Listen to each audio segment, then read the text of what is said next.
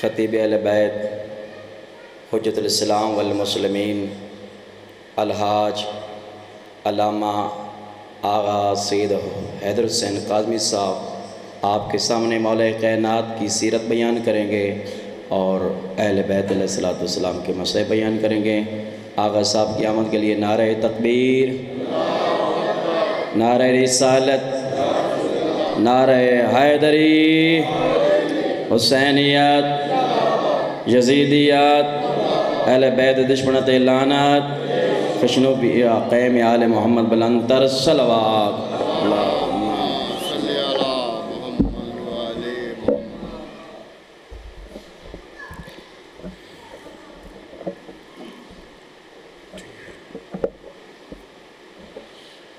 صلوات پڑھیں محمد و آل محمد۔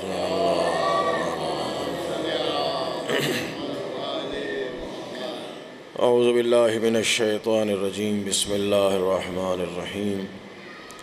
الحمدللہ رب العالمین بارئ الخلائق اجمعین، ثم الصلاة والسلام علی اشرف الانبیاء والمرسلین وشفیع المذنبین وحبیب الہ العالمین ابی القاسم محمد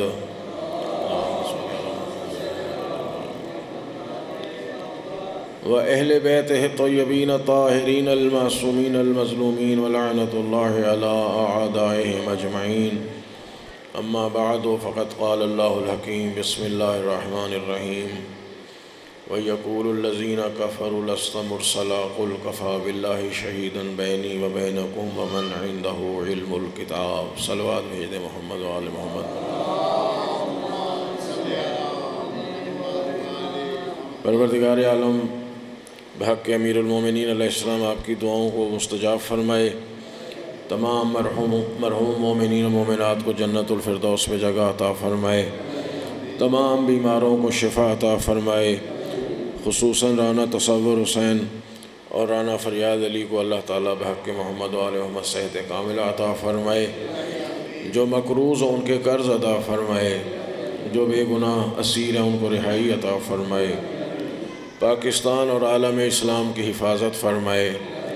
پروردگار ہمارے آقا، ہمارے مولا، ہمارے ولی نعمت حضرت حجت کے ظہور میں تعجیل فرمائے اور ہمیں مولا کی دعاؤں میں شامل فرمائے، ہمیں دنیا میں امیر المومنین علیہ السلام کی زیارت عطا فرمائے اور آخرت میں ان کی شفاعت نصیب فرمائے۔ بلندر صلوات بھیج دیں۔ اللہم صلی۔ 21 رمضان ہے، مولا کی شہادت کا دن ہے، مومنین بھی کافی ہیں، صلوات ذرا بلند آواز کے ساتھ پڑھیں جی۔ اللہ صلی اللہ علیہ وسلم۔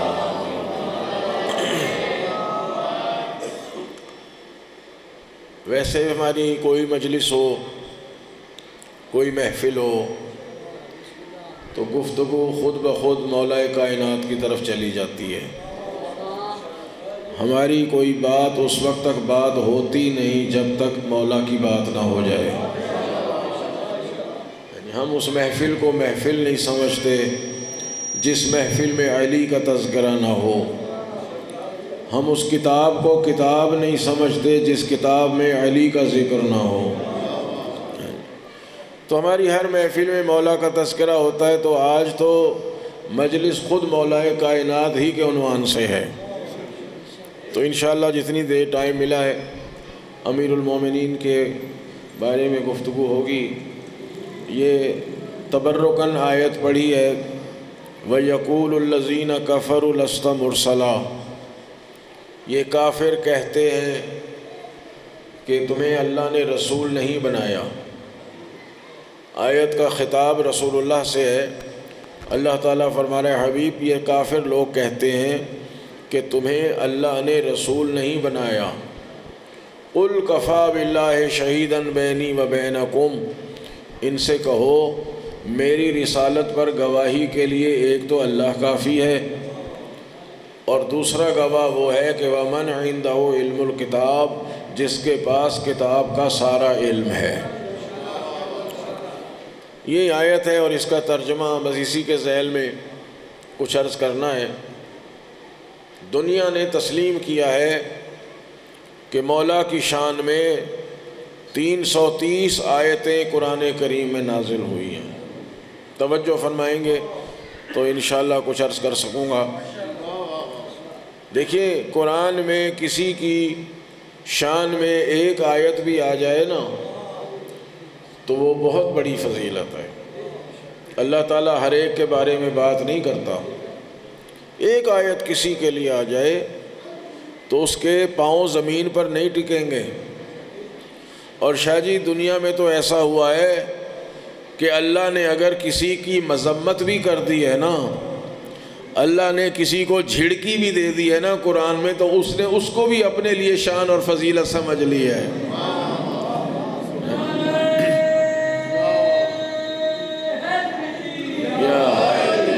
یعنی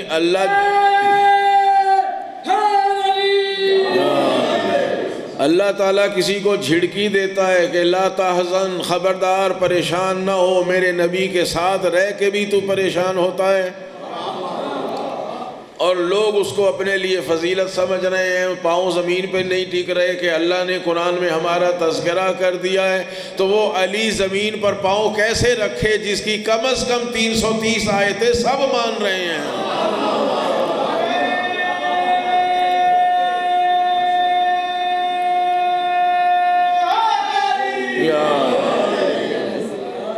یہ تو ہمارے بھائی لوگ کہہ رہے ہیں نا 330 آیتیں۔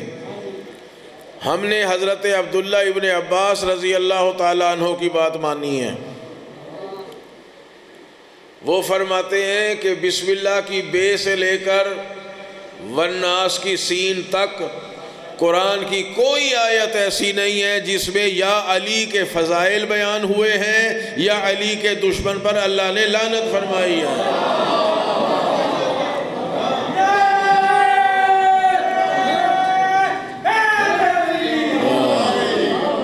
سارا قرآن قصیدہ ہے آل محمد کا، اور اس میں فضائل اللہ تعالیٰ نے بھر دیے مولا کائنات امیر المومنین علی علیہ السلام کے۔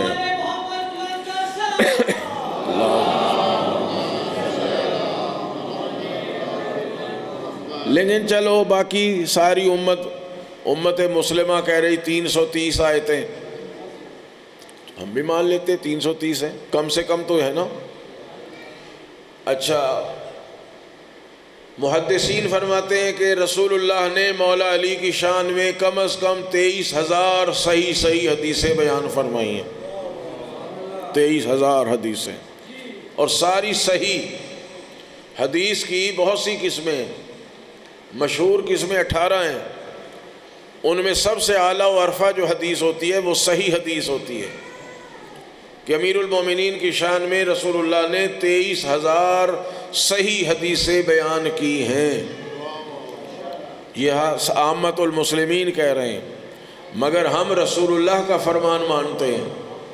رسول خدا فرماتے ہیں کہ اگر ساری دنیا کے درخت کلمے بن جائیں، ساری زمین کا پانی روشنائی بن جائے، ملائکہ اور جن حساب کرنے بیٹھ جائیں، آدم سے لے کے قیامت تک کے انسان لکھنے بیٹھ جائیں، سب کچھ ختم ہو جائے گا، میرے بھائی علی کے فضائل ختم نہیں ہو سکتے۔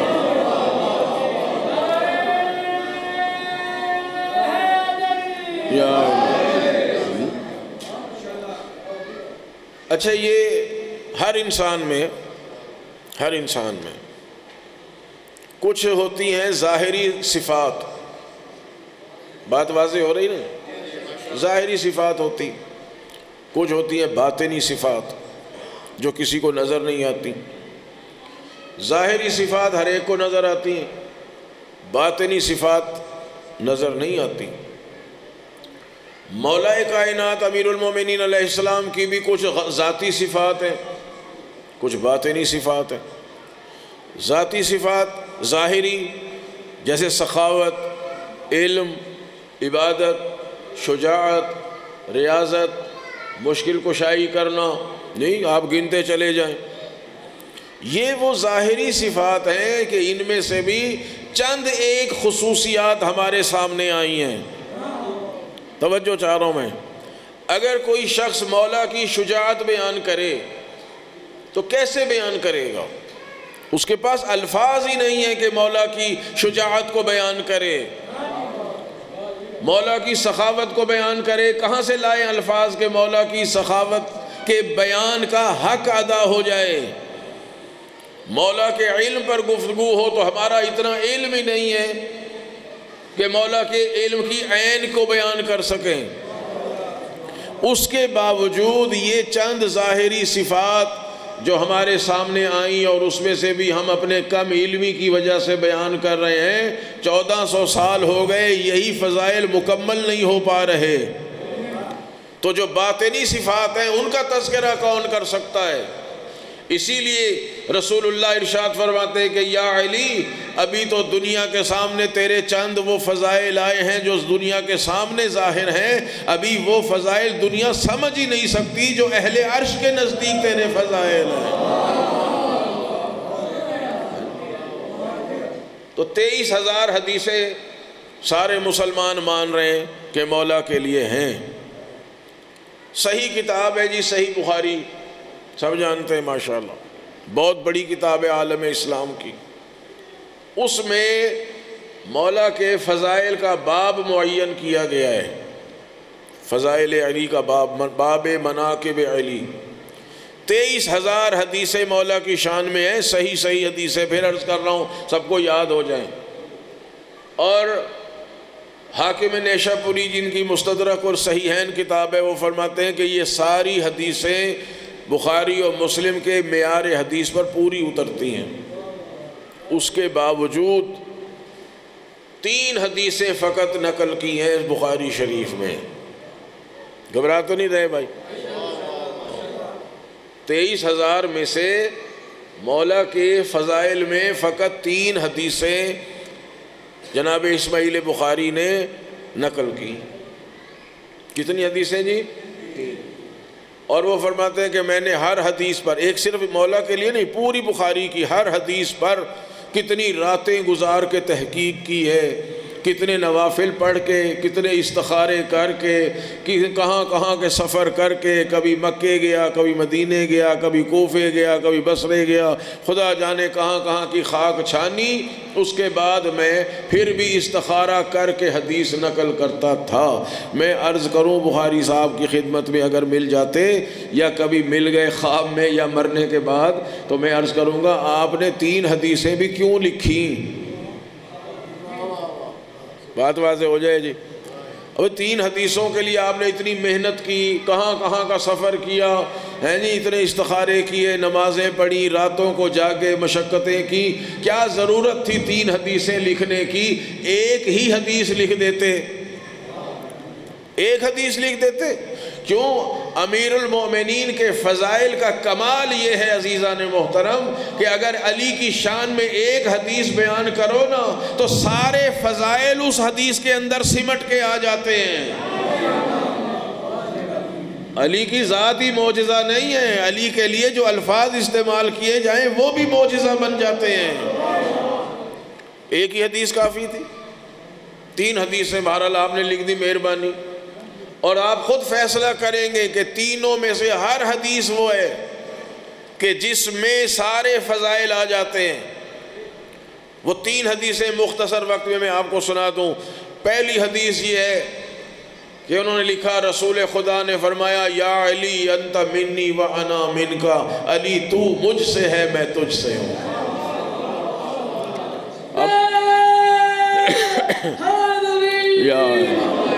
اب بتائیے اس حدیث پر اگر کوئی تحقیق کرنے بیٹھے تو کون سی شان و فضیلت ہے مولا کی جو اس حدیث کے اندر نہیں ہے؟ رسول خدا ارشاد فرمانے، علی تو مجھ سے ہے میں تجھ سے ہوں۔ ٹھیک، اس کی گہرائی کو سمجھیں کہ تو مجھ سے ہے میں تجھ سے ہوں، یعنی تیرا گزارا میرے بغیر نہیں، میرا گزارا تیرے بغیر نہیں ہے۔ جس نبی کے خاطر، جس نبی کے جوتیوں کے صدقے میں اللہ نے یہ پوری کائنات بنائی ہے، وہ نبی کہہ رہا ہے، علی میرا تیرے بغیر گزارا نہیں۔ دیکھیے میرا قصیدہ بھائی یہی کچھ ہے، ٹھیک ہے، یا قرآن سے پڑھیں گے یا حدیث سے پڑھیں گے، ہاں سور مور بھی نہیں ہمیں آتی لگانی، یہی ہماری سور ہے، یہی تال ہے، یہی الفاظ ہے، بس توجہ فرمائیں، آپ بھی روزے سے ہیں، میں بھی روزے سے ہوں، تاکہ جو ہے نا عبادت مکمل ہو جائے۔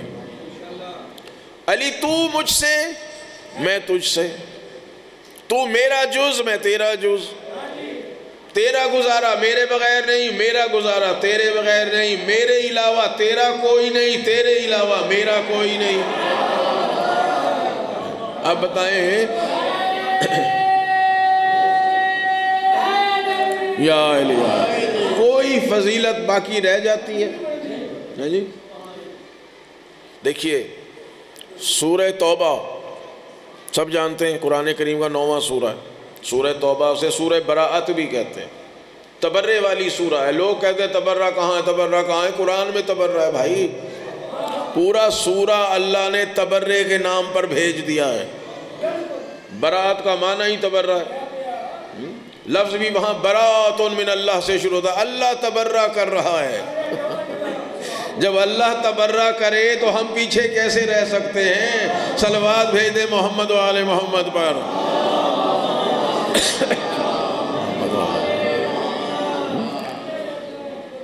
سورہ توبہ، سورہ برات کی تبلیغ کرنی تھی، مکے والوں مشرکوں کے سامنے سورہ توبہ پڑھ کے سنانی تھی کہ اللہ نے تمہارے اوپر تبرہ کیا ہے، توجہ، اور رسول خدا کا پیغام بھی پہنچانا تھا، چونکہ آپ جانتے ہیں کہ حج تو ہمیشہ سے ہوتا چلا آ رہا ہے، کافر مشرک جاہلیت کے زمانے میں حج کرتے تھے، ان کا حج میں عجیب ہی انداز ہوتا تھا، طواف کرتے تھے کپڑے اتار کے، ڈھول بجاتے، سیٹیاں بجاتے، گانے گاتے، شعر پڑھتے، اور جناب علی عجیب عجیب حرکتیں کرتے، بتوں کی پوجا کرتے، غلط غلط سارے کام کرتے۔ ان سارے کاموں سے روکنا تھا۔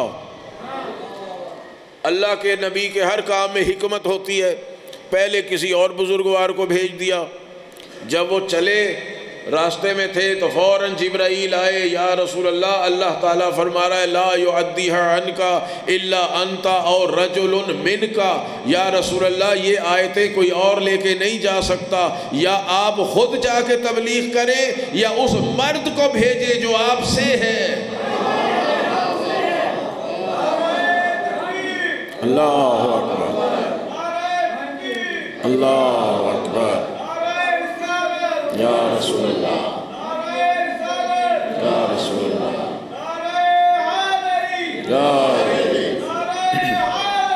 یا زندہ آباد، زندہ آباد، مردہ آباد، اللہم صلی اللہ علیہ وسلم۔ دیکھیں کبھی اختلافی بات نہیں میں کرتا ہوں، اور انشاءاللہ ضعیف روایت بھی نہیں پڑھتے، جو مسلمہ تاریخ ہے وہ عرض کر رہا ہوں کہ یا رسول اللہ یا آپ خود جائیں اور رجل منکا، یا اس رجل کو بھیجیں جو آپ سے ہے۔ جی رجل تو آپ جانتے ہیں نا، خیبر میں بھی کہا تھا، اور یہ حدیث بھی بخاری صاحب توجہ فرمائیں لکھی ہے اسی بخاری میں، وہ بھی آگے حدیث میں سنا رہا ہوں آپ کو۔ تو آپ نے جانے والے کو واپس بلایا، امیر المومنین کو بھیجا، مولا فرماتے ہیں میں گھوڑا دوڑاتا ہوا مکے پہنچا اور جا کے مقام ابراہیم پہ اپنے گھوڑے کو کھڑا کر دیا۔ مکے والوں نے دیکھا کوئی آ رہا ہے مدینے سے، تلواریں نکال لی، محمد نے کسی کو بھیجا ہے، چھوڑیں گے نہیں۔ جب آنے والے کو دیکھا سب نے تلواریں واپس شرما کے اپنے نیام میں رکھ لی۔ یہ کون آ رہا ہے؟ جس سے بدر میں شکست کھا کے آئے تھے، یہ وہ آ رہا ہے جس سے احد میں شکست کھائی تھی، یہ وہ آ رہا ہے جس نے خندق میں ہمیں مارا تھا۔ کوئی اور آتا تو لڑتے، اب علی ابن ابی طالب سے کون لڑے؟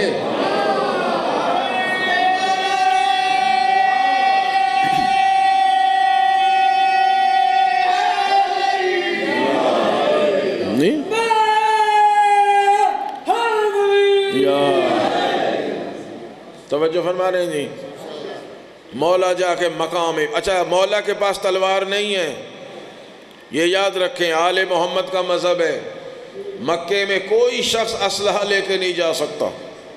مولا کے پاس تلوار نہیں، خالی ہاتھ وہاں پہنچے اور فرماتے ہیں میں نے لے جا کے گھوڑا مقام ابراہیم کے پاس کھڑا کیا، خدا کی قسم مقام ابراہیم پر سجدہ ہی علی ابن ابی طالب ہے، اس لیے کہ مقام ابراہیم کیا ہے؟ لوگ ایک پتھر کو سمجھتے ہیں مقام ابراہیم، قرآن سے پوچھو وہ کہتا ہے مقام ابراہیم مقام امامت ہے، مسند امامت پر کوئی اچھا لگے گا تو وہ علی ابن ابی طالب ہوگا۔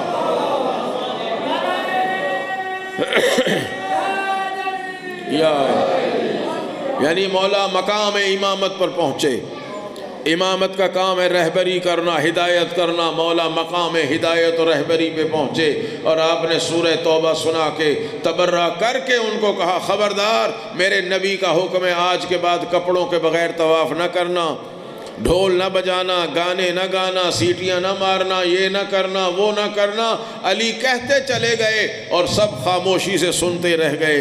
عزیزو، عرب کسی کا لحاظ نہیں کرتے، عرب کے منہ میں جو کچھ آتا ہے کہہ دیتے ہیں۔ خدا کی قسم کسی نے کچھ نہ کہا۔ اب سمجھے آپ حکمت کیا تھی؟ اگر کوئی اور آ کے کہتا، کوئی اور پرانا بندہ آ کے کہتا تو لوگ پکڑ پکڑ کے کہتے آج تو ہمیں روکنے آیا ہے، کل تو بھی یہی کچھ کرتا تھا، تیرا باپ بھی یہی کچھ کرتا تھا، تیرا دادا بھی یہی کچھ کرتا تھا، تیرا خاندان یہی کرتا تھا، آج ہمیں روکنے کے لیے آ گیا ہے۔ مگر جب علی بولے تو کسی میں ہمت نہیں ہے کوئی انگلی اٹھا سکے، سب نے چپ رہ کر بتا دیا علی تو بھی معصوم ہے، تیرا گھرانہ بھی معصوم ہے۔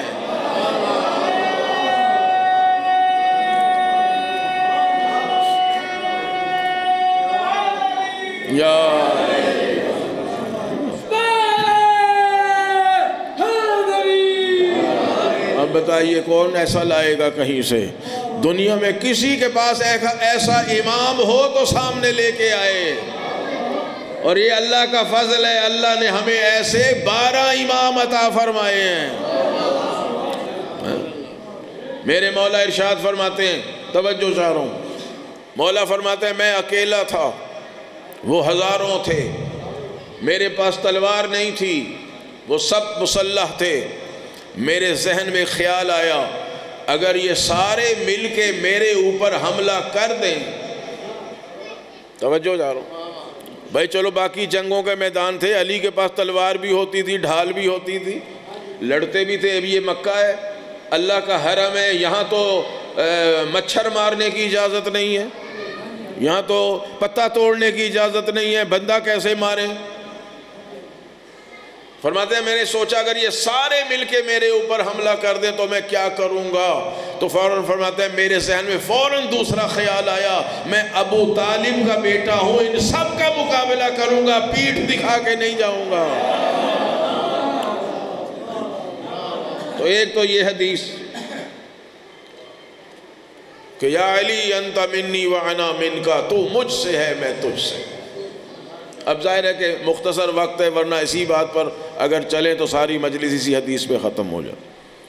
دوسری حدیث جو انہوں نے بیان فرمائی وہ ہے وہ مشہور حدیث کہ یا علی انت منی بمنزلت ہارون من موسیٰ، علی تم کو مجھ سے وہی نسبت ہے جو ہارون کو موسیٰ سے تھی۔ ٹھیک ہے، یہ دوسری حدیث ہے صحیح بخاری میں۔ اب آپ بعد میں غور کرتے رہیے گا کہ اس حدیث کے اندر کون سی فضیلت ہے جو نہیں آ جاتی۔ سارے فضائل اگر جمع کریں اس حدیث کے اندر آ سکتے ہیں۔ ٹھیک، یہ سب سے پہلے یہ 7 مقامات پہ حضور نے یہ حدیث بیان فرمائی ہے۔ سب سے پہلے اس وقت فرمائی جب لشکر جنگ تبوک کے لیے جا رہا تھا۔ جنگ تبوک جنگ ہوئی نہیں، لیکن نام اس کا جنگ تبوک رکھا ہے۔ تبوک پہ جانا تھا جنگ لڑنے کے لیے۔ حضور نے اعلان کیا جنگ کے لیے الجہاد الجہاد، سارے اپنے اپنے تلواریں اسلحے لے کے آ گئے کہ جناب بڑا لشکر جا رہا ہے تبوک میں جنگ لڑنے کے لیے۔ جب چلنے لگے تو حضور نے فرمایا علی تم نے نہیں جانا، سارے جائیں گے، اور آپ نے اعلان کیا کہ مکے مدینے میں کوئی مرد پیچھے نہیں رہے گا، سب کو جانا ہے۔ اللہ اکبر۔ بھائی اللہ رسول کے ہر کام میں مصلحت ہوتی ہے، یہ توجہ رکھنی اس جملے پر۔ حضور پاک نے اعلان کیا کہ ایک مرد بھی مدینے میں نہ رہے، سب نے جانا ہے، لشکر تیار۔ چلنے سے پہلے حضور نے فرمایا علی آپ نے نہیں جانا، آپ نے مدینے میں رہنا۔ اب جب بعض لوگوں نے سنا کہ جنگ پہ جانا ہے اور علی نے نہیں جانا، تو بڑے بڑے جگرا رکھنے والوں کے پیروں کے نیچے سے زمین نکل گئی کہ جنگ پہ بھی جانا ہے اور علی نے بھی نہیں جانا۔ بعضوں نے پوچھا یا رسول اللہ جنگ پہ ہی جا رہے ہیں؟ کہاں جنگ پہ جا رہے ہیں، مگر علی نے نہیں جانا۔ تو ممکن، یہ میرا دل کہتا ہے، تاریخ میں نہیں لکھا، ممکن ہے کسی نے کہا ہو کہ یا رسول اللہ یہ کیسے ہو سکتا ہے کہ جنگ پہ جائیں اور فتح کرنے والا ساتھ نہ جائے؟ پھر کیسی جنگ ہے اگر علی نہیں جا رہے؟ کون سی جنگ ہے جو ہم نے اب تک علی کے بغیر فتح کی ہے؟ کہ نہیں علی نے نہیں جانا۔ توجہ، اچھا بات بنانے والوں کو روکا بھی نہیں جا سکتا۔ بات بنانے والے دشمن اگر آ جائیں، عجیب لوگ ہوتے ہیں دنیا میں۔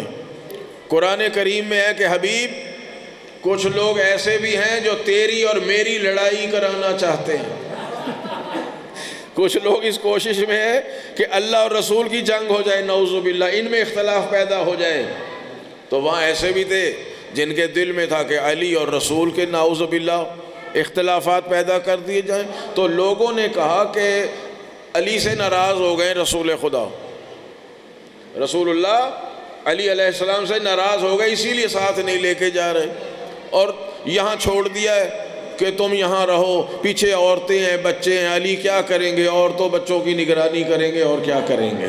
یعنی کوئی چھوٹا موٹا کام دے کے جا رہے ہیں، اتنا بڑا جو جہاد کا کام ہے وہاں علی کو نہیں لے کے جا رہے، کوئی ناراضگی پیدا ہو گئی ہے۔ تو جب یہ جملہ سنا تو رسول خدا کی خدمت میں امیر المومنین نے عرض کیا کہ لوگ ایسے باتیں کر رہے ہیں کہ آپ مجھے عورتوں اور بچوں کے لیے چھوڑ کے جا رہے ہیں، اور اتنا بڑا جو جہاد کا کام ہے وہ اس کے لیے آپ مجھے نہیں لے کے جا رہے۔ رسول خدا نے ارشاد فرمایا علی میں ہوں امین، میں ہوں امین، میں نے تجھے مکے سے ہجرت کرتے وقت ایک رات کے لیے تجھے اپنے بستر پہ سلایا تھا کہ دنیا کو، کافروں کو اعتماد رہے کہ ہماری امانتیں محمد کے پاس ہیں، یہ امانتیں ضائع نہیں ہوں گی، کسی امین کے سپرد کر کے جائیں گے۔ میں سارا لشکر لے کے جا رہا ہوں، ایک ایک آدمی کو لے کے جا رہا ہوں، پیچھے ہیں عورتیں اور بچے، ان کی عزت کی حفاظت کے لیے اپنے جیسے امین کو چھوڑ کے جا رہا ہوں۔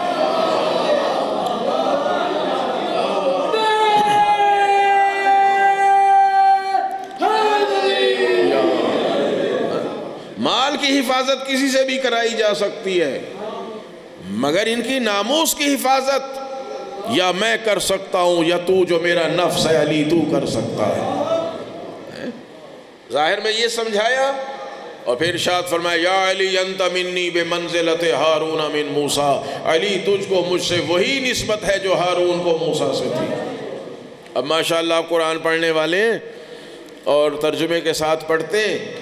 اب آپ وہاں دیکھیں قرآن کریم میں کہ حضرت ہارون کا حضرت موسیٰ سے کیا رشتہ اور کیا نسبت تھی، جانتے ہیں نا آپ سب، جانتے ہیں سب۔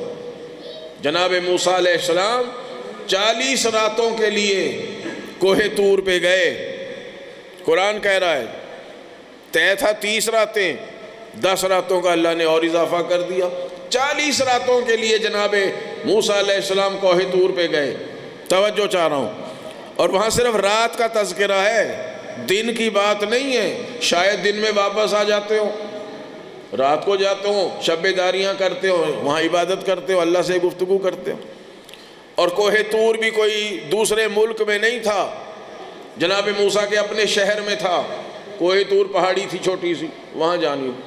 40 راتوں کے لیے جناب موسیٰ جا رہے ہیں اور امت کو بغیر جانشین کے چھوڑ کے نہیں جا رہے، جناب ہارون کو اپنا خلیفہ بنا کر گئے۔ توجہ چاہ رہا ہوں، اور دعا کی اللہ تعالیٰ سے پروردگار وجعل لی وزیرا من اہلی ہارون اخی، پروردگار مجھے ایک وزیر دے دے۔ وزیر ہوتا ہے جو جانشین ہوتا ہے، جو میری جگہ کام کرے، ہو بھی میرے خاندان سے، نام بھی ہارون ہو بھی میرا بھائی۔ وجعل لی، پروردگار تو بنا دے میرے لیے، وزیراً ایک وزیر، من اہلی، میرے خاندان سے، ادھر ادھر سے نہیں۔ ہم پہلی بات پہ عرض کریں کہ یا موسیٰ علیہ السلام آپ اللہ کے نبی ہیں، رسول ہیں، کلیم اللہ ہیں، صاحب کتاب ہیں، صاحب شریعت ہیں، اتنے بڑے بڑے عہدے آپ کے پاس ہیں، اللہ کو کیوں کہہ رہے ہیں خود بنا لو اپنا وزیر؟ وزیر ہی بنانا ہے نا، کوئی نبی تھوڑی بنانا ہے، آپ خود بنا لے فوراً جواب آئے گا نہیں۔ نبی بھی ہو، اولی العزم پیغمبر بھی ہو، صاحب کتاب بھی ہو، صاحب شریعت بھی ہو، کلیم خدا بھی ہو، وہ اپنا وزیر خود نہیں بنا سکتا، دعا کر سکتا ہے، بنانا خدا کا کام ہے۔ جب صاحب شریعت پیغمبر اپنا جانشین خود نہ بنا سکے تو جاہل امت کو اختیار کس نے دیا کہ محمد کا جانشین بنانے بیٹھ جائے؟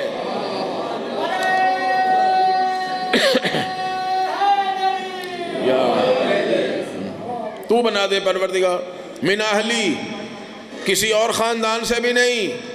پتہ چلا نبی کا وزیر نبی کے اپنے خاندان سے آتا ہے، دوسرے اغیار کے خاندان سے نہیں آتا۔ من اہلی، ہو میرے خاندان کا۔ ہارون نام ہو، ہارون کئی افراد تھے، کہا ہر ہارون نہیں، اخی جو میرا بھائی ہے۔ پتہ چلا نبی کا جانشین اللہ بناتا ہے، نبی کے خاندان سے بناتا ہے اور نبی کے بھائی کو بناتا ہے، ایرے غیرے کو نہیں بناتا۔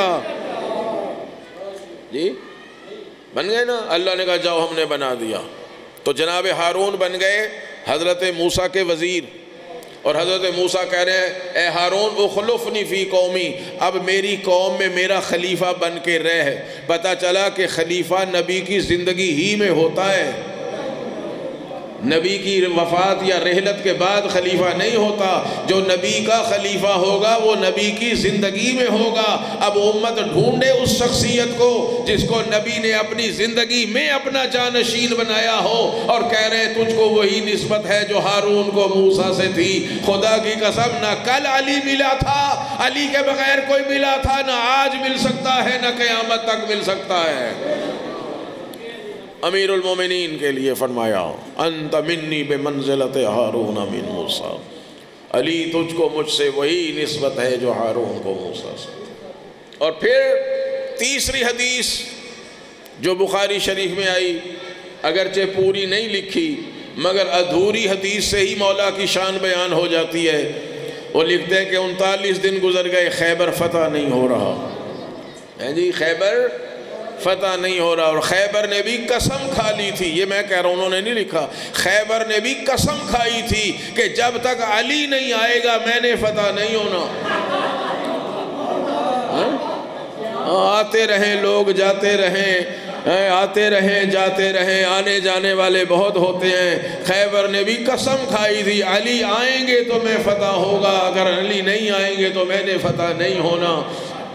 گزر گئی، اتنے دن گزر گئے، اور آخر حضور نے اعلان فرمایا لَعُوتِيَنَّ الرَّأْيَةَ غَدًا رَجُلًا كَرَّارًا غَيْرَ فَرَّارٍ يُحِبُّ اللَّهُ وَرَسُولُهُ وَيُحِبُّهُ اللَّهُ وَرَسُولُهُ لَا يَرْجَعُ حَتَّى يَفْتَحَ اللَّهُ عَلَى يَدَيْهِ۔ حضور نے فرمایا کل ضرور بالضرور میں علم اسے دوں گا جو مرد ہوگا، کل علم اسے دوں گا جو مرد ہوگا، کرار ہوگا، بھاگ کے آنے والا نہیں ہوگا۔ اللہ اور رسول بھی اس سے محبت کرتے ہوں گے، وہ بھی اللہ اور رسول سے محبت کرتا ہوگا، اور اس وقت تک واپس نہیں آئے گا جب تک فتح نہ کر لے۔ فتح کیے بغیر واپس نہیں آئے گا۔ دیکھا آپ نے حضور کیا فرمانے ہیں، کل علم دوں گا، لَعُوتِيَنَّ الرَّأْيَةَ غَدًا۔ ترجمہ میں نے صحیح نہیں کیا، ترجمہ یہ ہے کہ کل میں خود ہی علم دوں گا۔ اس کا مطلب ہے اب تک نبی نے علم نہیں دیا تھا، کوئی اپنے شوق میں جا رہا ہو تو نبی کی ذمہ داری نہیں ہے۔ کل میں خود علم دوں گا اور ضرور دوں گا، اور اسے دوں گا جو مرد ہوگا۔ اس لفظ رجل میں کیا کچھ چھپا ہوا ہے؟ کل میں اسے علم دوں گا۔ خدا گواہ اگر اسی ایک لفظ پہ آپ سوچتے رہ جائیے، علی کا کمال سامنے آتا ہے۔ کل اسے علم دوں گا جو مرد ہوگا، کرارن، ایسا مرد ہوگا جو جم کے لڑنے والا ہوگا، غیر فرارن، بھاگنے والا نہیں ہوگا۔ بھائی جب کہا جائے کہ اب دن ہے تو اس کا کیا مطلب ہے؟ اگر کہیں کہ اس وقت دن ہے تو اس کا مطلب کیا ہے کہ رات نہیں ہے۔ اگر کوئی کہا جائے کہ جناب یہ بہت بہادر ہے، یعنی بزدل نہیں ہے۔ جب کہا جائے کہ بھاگنے والا نہیں ہوگا تو اس کا مطلب ہے کوئی اور اگر گیا ہوگا۔ صلوات بھیج دیں محمد والے۔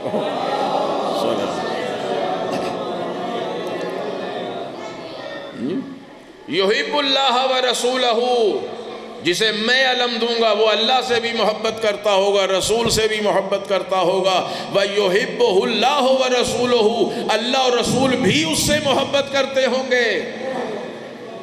دنیا میں کون ایسا مسلمان ہے بھائی جو اللہ سے محبت نہ کرتا ہو؟ بتائیے مجھے، کوئی مسلمان ایسا ہے جو اللہ رسول سے محبت نہ کرتا ہو؟ کیوں بھائی؟ سب کرتے ہیں نا، سب۔ جس سے پوچھو رشوت لے رہا ہے، پوچھے اللہ رسول سے محبت ہے؟ ہاں جی اللہ رسول سے ہی تو محبت ہے۔ اب رشوت بھی لے رہا ہے اور اللہ رسول سے محبت بھی ہے۔ شراب نعوذ باللہ کوئی پی لیتا ہے، پی لیتے ہیں نا، بعض مسلمان پی لیتے ہیں، اسے پوچھے اللہ رسول سے محبت ہے؟ ہاں جی اللہ رسول سے محبت ہے۔ چوری کر لیتا ہے، چور سے بھی پوچھیں، ڈاکو سے بھی پوچھیں، وہ کہے گا اللہ رسول سے تو محبت ہے۔ دنیا کا ہر عیب کر لیتا ہے، اللہ اور رسول سے بھی محبت ہے، یہ اچھی محبت ہے۔ چونکہ یہ حقیقی محبت نہیں ہے، بناوٹی محبت ہے، لہذا اللہ اور رسول کی طرف سے کبھی اس کی محبت کا جواب بھی نہیں آیا۔ جی کبھی اللہ نے کہا بھائی حیدر حسین تو مجھ سے محبت کرتا، میں بھی تجھ سے محبت کرتا ہوں، اتنی میری عمر ہو گئی اب تک مجھے محبت کا جواب نہیں آیا، اس لیے کہ ہم سے گناہ ہو جاتے۔ مگر یہ جو جائے گا مرد میدان میں، رسول فرما رہے ہیں اس کی محبت یک طرفہ نہیں ہے، ایک طرف کی محبت نہیں ہے۔ اگر یہ اللہ اور رسول سے محبت کرتا ہے تو اللہ اور اس کا رسول بھی اسی سے محبت کرتے ہیں، اور نہیں واپس آئے گا۔ لا یرجع حتی یفتح اللہ علی یدہ، یہ اس وقت تک واپس نہیں آئے گا جب تک اللہ اس کے ہاتھوں پر فتح نہ دے دے۔ جی یہ اعلان کر دیا حضور نے، رات کو اعلان کیا کہ کل دوں گا علم۔ اچھا حضور کے لیے بڑا آسان تھا، کہہ دیتے بھئی کل میں علی کو بھیجوں گا۔ جی لوگ کہتے ہیں نا جی اگر حضرت علی اتنے عظیم الشان ہیں، اتنے اہم ہیں، تو قرآن میں ان کا نام کیوں نہیں ہے؟ یہ لوگ سوال کرتے ہیں کہ اگر حضرت علی کا اتنا ہی بڑا مقام ہے تو قرآن میں اللہ نے حضرت علی کا نام کیوں نہیں لکھ دیا؟ توجہ چاہ رہا ہوں بھائی، نام لکھ دیتے، لیکن پہلی بات تو یہ ہے کہ نام لینے میں مزہ نہیں آتا۔ ٹھیک، نام تو کوئی بھی رکھ سکتا ہے۔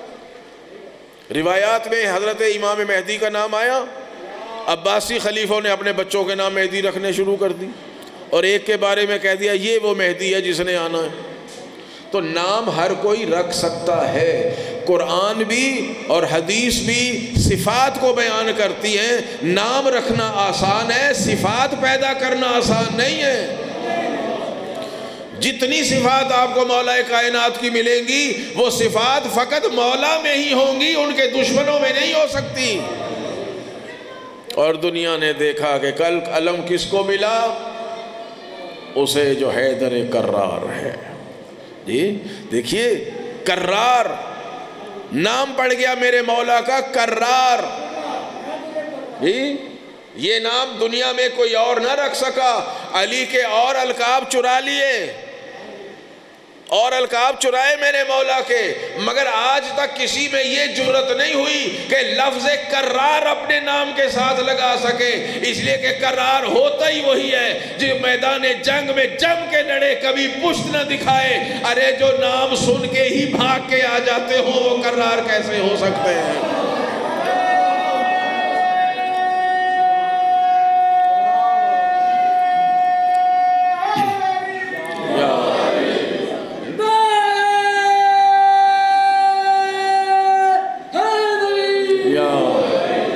یہ وہ 3 حدیثیں ہیں جو صحیح البخاری میں آپ کو مل جائیں گی، اور بیچاروں نے بڑی زحمت کی، بڑی محنت کی، 3 حدیثیں لکھی۔ ضرورت ہی نہیں تھی ایک ہی حدیث لکھ دیتے، میرے مولا کے سارے فضائل اسی کے اندر سمٹ کے آ جاتے۔ اور یہ آیت جو میں نے پڑھی ہے بہت توجہ طلب ہے کہ وَيَقُولُ الَّذِينَ كَفَرُوا لَسْتَ مُرْسَلًا قُلْ كَفَىٰ بِاللَّهِ شَهِيدًا بَيْنِي وَبَيْنَكُمْ۔ یہ کافر لوگ کہتے ہیں، دیکھیے مضارع کا صیغہ، یعنی آج بھی کہہ رہے ہیں، ماضی کی بات نہیں ہے، استمراری بات ہے۔ یہ کافر کہتے ہیں اور کہتے رہیں گے لست مرسلا، اے محمد تمہیں اللہ نے رسول بنایا ہی نہیں۔ قل کفا باللہ شہیدا بینی و بینکم، انہیں کہو میرے اور تمہارے درمیان گواہی کے لیے اللہ کافی ہے۔ جی میں آیت یہاں روک رہا ہوں، قل کفا باللہ شہیدا بینی و بینکم، انہیں کہیں بس اللہ گواہی کے لیے کافی ہے۔ اچھا ایمان سے بتائیں اللہ کافی ہے کہ نہیں؟ جی میں کتاب کافی کی بات نہیں کر رہا، اللہ کافی ہے نا۔ جب اللہ گواہی دے دے تو کسی کی گواہی کی ضرورت ہے نہیں ہے نا، اللہ کی گواہی کافی ہے۔ مگر اللہ نے آیت کو یہاں روکا نہیں، فرمایا وَمَنْ عِنْدَهُ عِلْمُ الْكِتَابِ، دوسرا گواہ وہ ہے جس کے پاس کتاب کا سارا علم ہے۔ بھیا اللہ تو ہی گواہی کے لیے کافی تھا، تیری گواہی کے بعد کسی کی گواہی کی کیا ضرورت؟ خدا فرمائے گا میری گواہی کافی ہے مگر میں تو نظر ہی نہیں آتا۔ جی دیکھا ہے آپ نے اللہ کو کبھی؟ وہ نظر ہی نہیں آ سکتا، نہ دنیا میں نہ آخرت میں۔ جو نظر آ جائے وہ خدا ہی نہیں ہو سکتا۔ نہ میں نظر آتا ہوں نہ میری کوئی آواز سنائی دیتی ہے، تو میری گواہی کیسے مکمل ہو؟ یہ لوگ مانیں گے تھوڑی، یہ اس وقت مانیں گے جب کوئی ایسی گواہی آ جائے جسے دیکھ کر انہیں یقین آ جائے کہ محمد اللہ کے رسول ہیں۔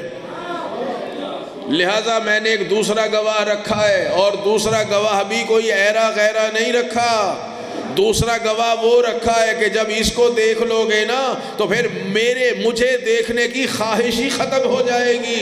اس لیے کہ دوسرا گواہ وہ ہے کہ جب بولے گا تو لسان اللہ نظر آئے گا، جب دیکھے گا تو عین اللہ نظر آئے گا، جب تمہاری بات سنے گا تو اذن اللہ نظر آئے گا، جب تم اس کے ہاتھوں کو دیکھو گے تو ید اللہ نظر آئے گا، جب پاؤں کو دیکھو گے تو رجل اللہ نظر آئے گا، جب چہرے کو دیکھو گے تو وجہ اللہ نظر آئے گا، جب پورے وجود کو دیکھو گے تو جنب اللہ نظر آئے گا۔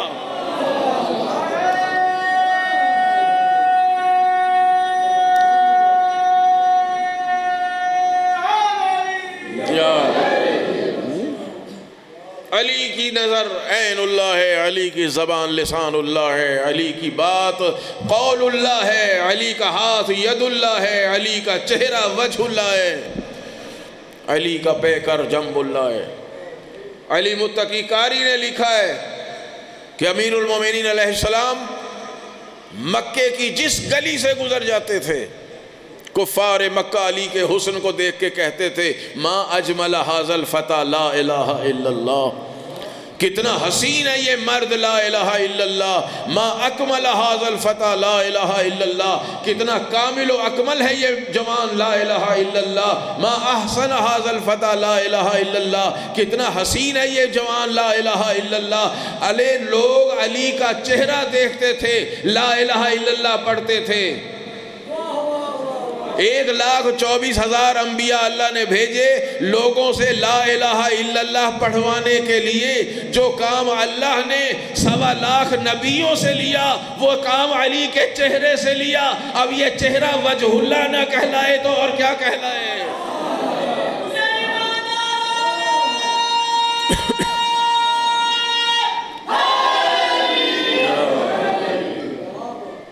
اللہ نے کہا دوسرا گواہ بھی میں نے رکھا ہے جس کی ہر عضو بدن سے تمہیں اللہ کی یاد آئے گی، اور اس کی خصوصیت کیا ہے؟ وَمَنْ عِنْدَهُ عِلْمُ الْكِتَابِ، اس کے پاس کتاب کا سارا علم ہے۔ کون ہے علی کے علاوہ؟ مجھے بتائیں۔ بڑے بڑے لوگ موجود تھے، وہ جو کہہ رہے تھے کتاب کافی ہے، وہ بھی موجود ہیں۔ کہا نا جی، جب حضور نے کہا دو چیزیں دے کر جا رہا ہوں، قرآن اور اپنی اہل بیت، لوگوں نے کیا کہا؟ قرآن کافی ہے۔ بھئی قرآن کافی ہے تو پھر آیتیں سمجھنے کے لیے علی کے دروازے پہ کیوں آ رہے ہیں بار بار؟ ایک دفعہ نہیں، دو دفعہ نہیں، تین دفعہ نہیں، 10 دفعہ نہیں، 20 دفعہ نہیں، ایک بزرگوار تو 70 مرتبہ علی کے دروازے پر آئے، اور جب علی نے مشکل حل کر دی تو ہمیشہ یہ کہتے گئے علی آپ نہ ہوتے تو ہم ہلاک ہو جاتے۔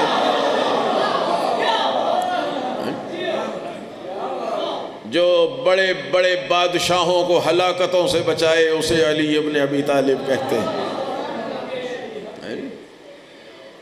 من عنده علم الکتاب، جس کے پاس کتاب کا سارا علم۔ میں اس کے 2 ترجمے کیا کرتا ہوں۔ دیکھیے کتاب پر ہے الف لام، علم الکتاب، یہ الف لام کئی قسموں پہ آتا ہے، 7 قسمیں ہیں الف لام کی۔ ایک معنی ہے یہی، توجہ، اشارہ اسی کتاب کی طرف ہوگا۔ گھبرات اگر تھک گئے تو میں چھوڑ دیتا ہوں۔ کوئی اور ہے پڑھنے والے؟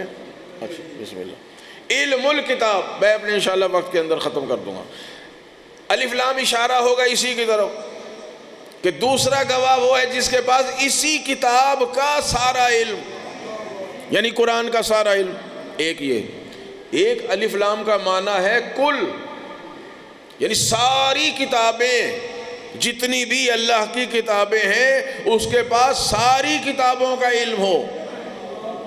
اللہ کی 4 کتابیں تو مشہور ہیں، بچوں کو بھی یاد ہے جنہاں توریت اور زبور اور انجیل اور قرآن، اور باقی انبیاء کو بھی تو صحیفے ملے، وہ صحیفے بھی کتابیں ہوتی تھیں، وہ کوئی 1-2 ورقہ نہیں ہوتا تھا، پوری کتابیں ہوتی تھیں۔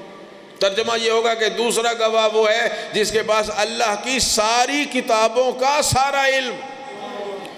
دونوں ترجموں کے حساب سے ڈھونڈیے کوئی ایسی شخصیت جس کے پاس قرآن کا بھی سارا علم ہو اور اللہ کی ساری کتابوں کا بھی سارا علم ہو۔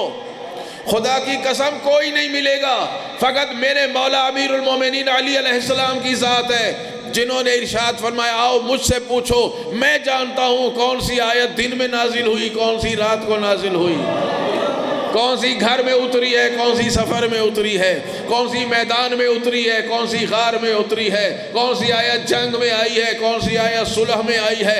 ارے میں جانتا ہوں کون سی آیت کسی کی شان میں آئی ہے، کون سی آیت کسی کی مذمت میں آئی ہے، اور میں جانتا ہوں کون سی آیت فرش پہ آئی ہے اور کون سی آیت عرش پہ آئی ہے۔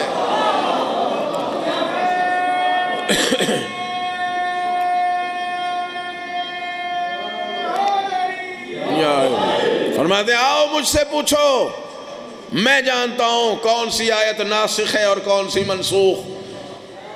علمی باتیں عزیزوں بچوں یاد رکھنا۔ فرمایا میں جانتا ہوں کون سی آیت ناسخ ہے، کون سی آیت منسوخ، کون سی آیت عام ہے، کون سی آیت خاص، کون سی مجمل ہے، کون سی مبین ہے، کون سی مطلق ہے، کون سی مقید ہے۔ جو ناسخ ہے میں جانتا ہوں اس کا منطوق کیا ہے، اس کا مفہوم کیا ہے، لقب کا مفہوم کیا ہے، کا مفہوم کیا ہے، عدد کا مفہوم کیا ہے، شرط کا مفہوم کیا ہے، وصف کا مفہوم کیا ہے۔ آؤ ایک ایک آیت مجھ سے پوچھتے جاؤ، میں تمہیں تفصیل بتاتا چلا جاؤں گا۔ میرے علاوہ قرآن کا علم تمہیں کسی کے پاس سے نہیں ملے گا، اور یہ میرے مولا نے ہی فرمایا ہے۔ دوسرا ترجمہ اس کی تفسیر کے امیر المومنین کا فرمان، فرماتے ہیں اگر میرے لیے مسند قضاوت بچھا دی جائے اور علی فیصلے کرنے بیٹھ جائے تو توریت والوں کے فیصلے توریت کے مطابق کروں گا، زبور والوں کے فیصلے زبور کے مطابق کروں گا، انجیل والوں کے فیصلے انجیل کے مطابق کروں گا، قرآن والوں کے فیصلے قرآن کے مطابق کروں گا، اور خالی فیصلہ ہی نہیں کروں گا، کتاب خدا بول کر گواہی دے گی۔ جو فیصلہ علی فرش پہ کر رہا ہے وہی فیصلہ خدا عرش پہ کر رہا ہے۔